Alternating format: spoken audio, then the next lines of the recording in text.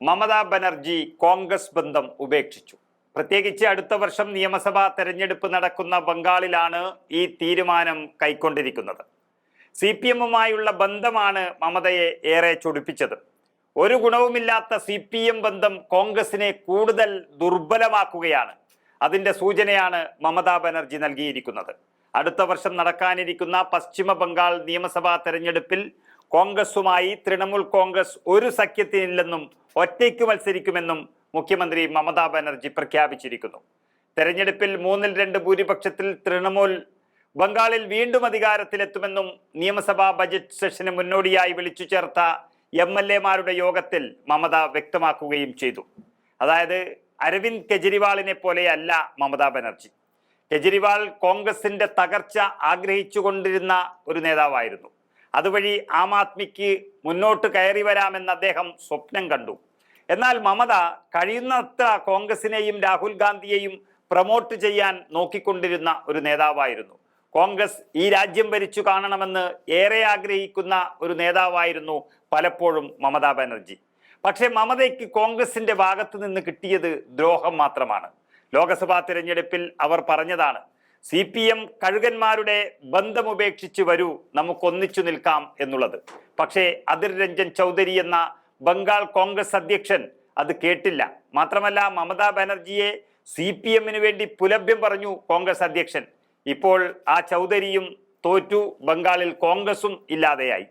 ബംഗാളിനെ സംബന്ധിച്ചിടത്തോളം മമതയ്ക്ക് കോൺഗ്രസ് എന്ന് പറയുന്നത് ആനയും അണ്ണാനും പോലെയാണ്.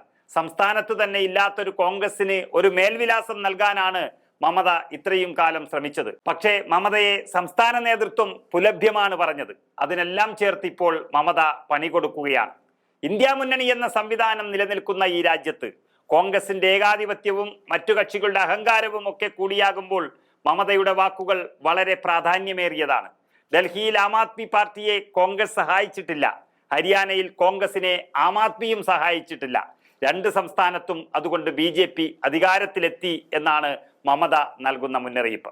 എല്ലാവരും ഒരുമിച്ച് നിൽക്കുകയാണ് വേണ്ടത്. അതിന് കഴിയാത്തിടത്തോളം കാലം BJP-യെ തോൽപ്പിക്കാനാവില്ല എന്ന് പറഞ്ഞ മമത കോൺഗ്രസിനൊരു മുട്ടൻ പണിയും നൽകി. മമത പറഞ്ഞത് ഇങ്ങനെയാണ്: ബംഗാളിൽ കോൺഗ്രസ് ഒന്നുമല്ല, ഞങ്ങൾക്കൊറ്റയ്ക്ക് പോരാടാൻ അറിയാം, ജയിക്കാൻ ഞങ്ങൾ ഒറ്റയ്ക്ക് മതി. ഇതാണ് മമത വ്യക്തമാക്കിയത്.